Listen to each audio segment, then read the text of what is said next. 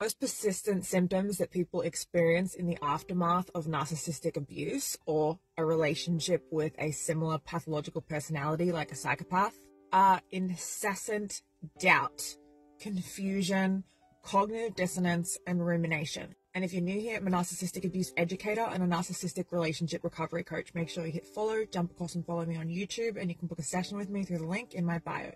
People also typically struggle with a huge amount of self-blame because, of course, when you're in a relationship with one of these types of pathological personalities and you are a healthy enough, normal enough person with the capacity to self-reflect and you have empathy and all of the normal working parts of a healthy human being, and your partner is continually blaming you for everything, gaslighting you, changing the story, turning things around, you can't help but start to believe that maybe you really were the problem. You weren't. The cognitive dissonance eats you alive. There's confusion between, are they the good version, the love-bombing version I met in the beginning and saw intermittently throughout the relationship, or are they the monster that they turned into? Did they love me? Did they hate me? Were they good? Were they bad? That doubt that maybe it wasn't abuse. Maybe it really was just me. And also understand that something that plays into this is the trauma bond. And the trauma bond is a malfunction of attachment that forms through the cycle of abuse and repair, paradoxically hyper bonding you to your abuser. And because attachment is about survival, every part of you is being geared by the trauma bond to try to keep you in the relationship with your abuser.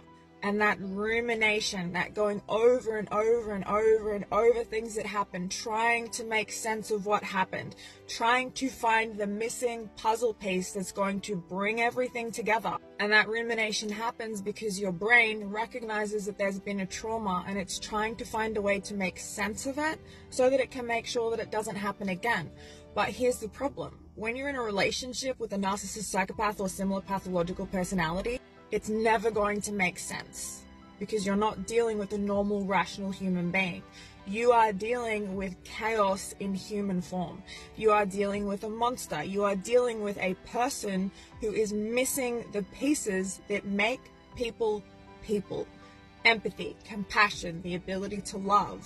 And you feel crazy when you have been in a relationship with someone like this. And it is not because you're crazy, and it is not because there is something wrong with you. It is because there is something wrong with them, and you have been forced into this situation with a very sick human being. And you are having a normal reaction to the abnormal. You are reacting to having been controlled psychologically and emotionally brainwashed and gaslit by a severely pathological person. And it's not because you're codependent.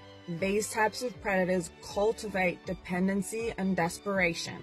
And it's not because you're anxiously attached. These types of personalities, through that cycle of abuse and repair and the inconsistencies and the unpredictability, create anxiety. People start having panic attacks in these relationships where they had never had anxiety before. It is not you. It is the relationship with this person. And in the aftermath of one of these relationships, you feel like you are losing your mind. And it's like this slow waking up as you start to realize how bad the relationship was only once you're out of it. The betrayal blindness starts to lift, the fog starts to clear, and you realize all of the ways you were lied to, manipulated, abused, controlled, coerced, etc. Let me know in the comments if this is what you've experienced, and if you need help making sense of things and moving forward, you can book a session with me through the link in my bio.